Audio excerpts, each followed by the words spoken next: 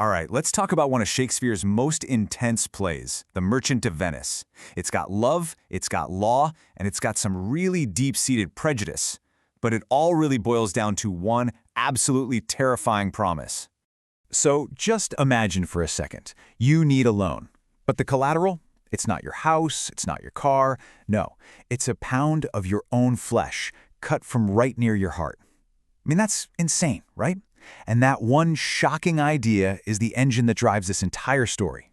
So the big question is, how on earth did anyone at all, agree to a penalty that gruesome?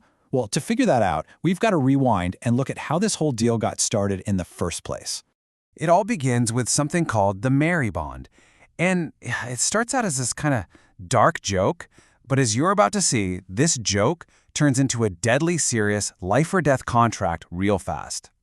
Okay, so here's the setup. You've got Antonio. He's a big-shot merchant in Venice. His best friend, Bassanio, comes to him and says, I need money, like a lot of it, 3,000 ducats. Why? Because Bassanio is trying to woo this super-wealthy heiress named Portia. But here's the snag. Antonio's money is all tied up. It's not in the bank, it's invested in his merchant ships, which are all out on the ocean. He's rich on paper, but he has no cash. So what do? They go to the one guy in town they know has the cash, Shylock, a moneylender. And this is where things get really complicated. See, there's some serious bad blood here. Shylock hates Antonio, not just because Antonio gives out interest-free loans, which totally messes with Shylock's business, but because Antonio has publicly humiliated him, even spat on him, just for being a Jew. The history here is ugly. So Shylock says, okay, I'll give you the loan. But then he suggests this bizarre condition. He frames it as a joke, a merry bond. He says, I won't charge you any interest, but if you don't pay me back in 3 months, the penalty will be a pound of your own flesh. And Antonio, who is just so sure his ships are going to come in on time, he just agrees. He signs the bond. What could possibly go wrong, right? All right, so while that 3-month clock is ticking down in Venice, the story splits. We've got 2 other major things happening, a kind of fairy tale romance and a really nasty family betrayal. And trust me, both of these are going to have massive ripple effects on that deadly bond. So you really need to get this split in the setting.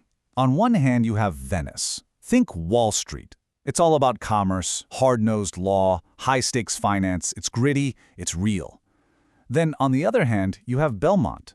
This place is straight out of a fairy tale. It's all about romance, riddles, and tests of inner character. The bond is in Venice, the caskets are in Belmont. 2 totally different vibes. So, let's talk about this test. Portia can't just pick who she wants to marry. Nope, her dad set up this bizarre game. Suitors have to choose between 3 boxes, 1 gold, 1 silver, and 1 lead. The Prince of Morocco goes for the gold, naturally, and finds a skull inside with a note that says, all that glitters is not gold. Ouch. Then the Prince of Aragon picks the silver one and finds a picture of a fool. So yeah, it's a trick. The whole point is to find someone who isn't just wowed by shiny stuff, but sees the real value underneath. Okay, so while all these princes are striking out in fairy tale land, back in the real world of Venice, Shylock's life is falling apart. His daughter, Jessica, elopes. And who does she run off with? A Christian, one of the guys from Antonio's crew. But wait, it gets worse. When she leaves, she cleans him out, stealing a huge chunk of his fortune, his ducats, and his jewels. And this quote, it tells you everything you need to know about Shylock's headspace right now. He's screaming, my daughter, oh my ducats. He's mixing up the loss of his child with the loss of his money. They are all tangled together in his mind. This isn't just a business problem anymore. This is personal. And this betrayal, it just pours gasoline on his already burning hatred for Antonio and his friends. So after that, something in Shylock just snaps. The merry bond is no longer about the money. It's now all about revenge over riches. This has become an all-consuming obsession. And just as Shylock is at his most vengeful, disaster strikes for Antonio. Word hits the streets in Venice. All of his ships, every single one, are lost at sea, wrecked. Just like that, his entire fortune is gone. He can't repay the loan. That merry bond, it's just become a death sentence. Now, when people try to reason with him, Shylock gives what is maybe one of the most famous speeches in all of Shakespeare. He asks, hath not a Jew eyes? He basically says, look, I'm a human being just like you. I feel pain, I laugh, I bleed, we're the same.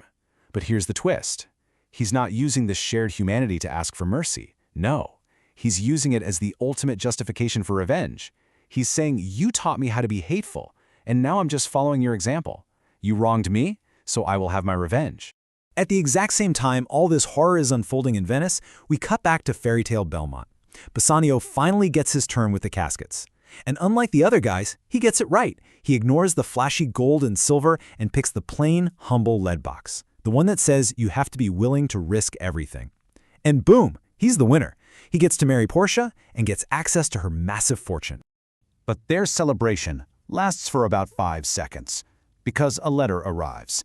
And the news is devastating. Antonio is bankrupt, and Shylock is in court, demanding his pound of flesh. The party's over. Bassanio, with Portia's money, races back to Venice, offering to pay the debt many times over, just hoping he can get there in time to save his friend's life. And this all sets us up for the legendary climax of the play, the trial scene. Antonio's life is literally on the line, hanging by the thread of how a judge interprets the law. And Shylock, he's not backing down. He wants the law followed to the letter. So they get to court, and Bassanio throws money at the problem. He offers Shylock 6,000 ducats. That's double what he owes. But Shylock just says no. It's not about the money. It's never been about the money for him at this point. He wants what he calls justice. He wants the bond enforced. And to prove how serious he is, he starts sharpening his knife right there, in the middle of the courtroom. Just when it looks like it's all over, this young, brilliant lawyer shows up, a guy named Balthasar. Surprise, surprise, it's Portia in disguise. She gives this incredible speech, probably one of the most famous in the play, about how mercy is a gift, like the gentle rain from heaven. She's begging Shylock, just show a little mercy, and he flatly refuses. So Portia switches tactics. She says, you know what? The law is the law. The bond is valid. Shylock, you can have your pound of flesh. And just as Shylock is about to start cutting, she stops him. Wait, she says. The bond gives you a pound of flesh, but it says nothing about blood. If he spills even one single drop of blood, all of his land and goods will be confiscated by the state. He's been caught in his own trap, beaten by the very legal precision he demanded. It's brilliant. And just like that, everything flips. I mean, in an instant, the tables are completely turned. The hunter has become the hunted. And now, it's Shylock who has to face the court's judgment.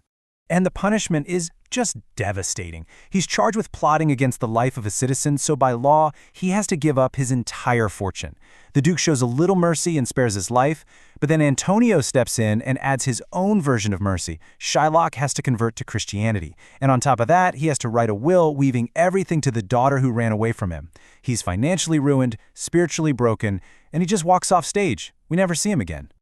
The whole mood of the play then does a complete 180. We're back in sunny Belmont, and it's all light and funny again.